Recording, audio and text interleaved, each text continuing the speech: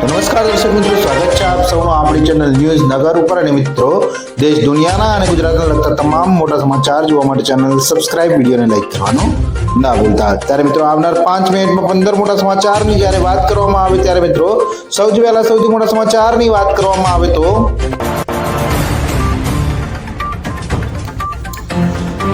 લાલ કિલ્લા પાસે કાર બ્લાસ્ટમાં 8 લોકોના મોત, હાઈ લેવલ બેઠકોનો દોર શરૂ તો કાર માલિકીની કરવામાં આવી અટકાયત. હવે ટેરિફની કમાણીમાંથી અમેરિકનોને $2000 આપવાનું ટ્રમ્પનું વચન. વાત કરવામાં આવે તો પ્રથમ દિવસે 20 ખેડૂત પાસેથી પ્રતિ મણ ₹1462 એટલે કે 800 મણથી વધુ મગફળીની કરાઈ ખરીદી.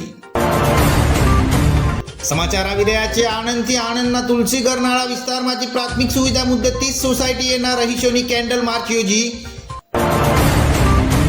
ત્યારબાદ અન્ય સમાચારની વાત કરવામાં આવે તો ₹1200 કરોડની આવક થવાની સંભાવના વચ્ચે શિલદ સાયન્સ સિટી રોડ સહિતના 13 રહેણાંક કોમર્શિયલ પ્લોટ વેચી મારાશે. વાત કરવામાં આવે સોના ચાંદીના ભાવોને લઈને ઘર આંગણે સોનામાં ₹2000 જ્યારે ચાંદીમાં ₹3000 થી વધુનો ઉછાળો જોવા મળ્યો.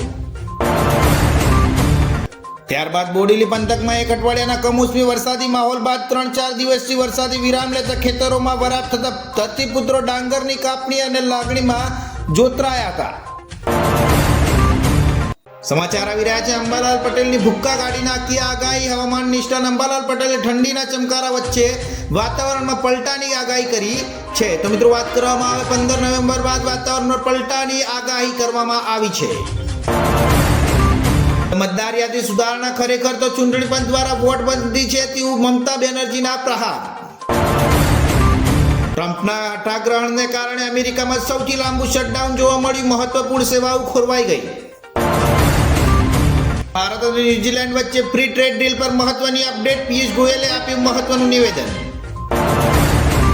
અમદાવાદમાંથી ફરી મોટી માત્રામાં મળ્યા વિસ્ફોટક. વાત કરવામાં આવે તો 2 યુવકની ધરપકડ. તપાસનો ધમધમાટ શરૂ કરવામાં આવ્યો.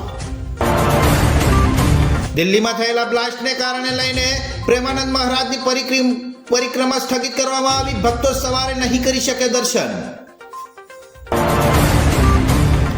ત્યારબાદ સમાચાર આવી રહ્યા છે તમિલનાડુમાં મોટી દુર્ઘટના. ગેસ સિલિન્ડર ભરેલી ટ્રક પલટી જતા એક બાદ એક થયા બ્લાસ્ટ.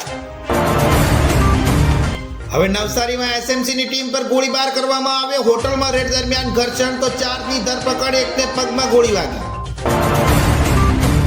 દિલ્હી બાદ પાકિસ્તાનના ઇસ્લામાબાદમાંથી વિસ્ફોટક મળ્યો. હાઈકોર્ટ પાસે કારમાં ધડાકો થતા 12ના મોત અને ઇજાગ્રસ્ત. હવે આઈપીઓના શેરોના લિસ્ટિંગમાં ડિસ્કાઉન્ટ બોલાવા લાગતા રોકાણકારોમાં પ્રવર્તી રહેલી નિરાશા. 13 મહિના પછી ભારતીય શેર બજારને અપગ્રેડ કરાયું. ન્યુટ્રલમાંથી ઓવરવેટિંગ રેટિંગ અપાયું. દેશ દુનિયાના અને ગુજરાતના 5 મિનિટથી મોટા સમાચારની હેડલાઇન. ત્યારે મિત્રો, આવી દરરોજની હેડલાઇન જોવા માટે ચેનલ સબસ્ક્રાઇબ, વિડીયોને લાઈક કરવાનું ના ભૂલતા.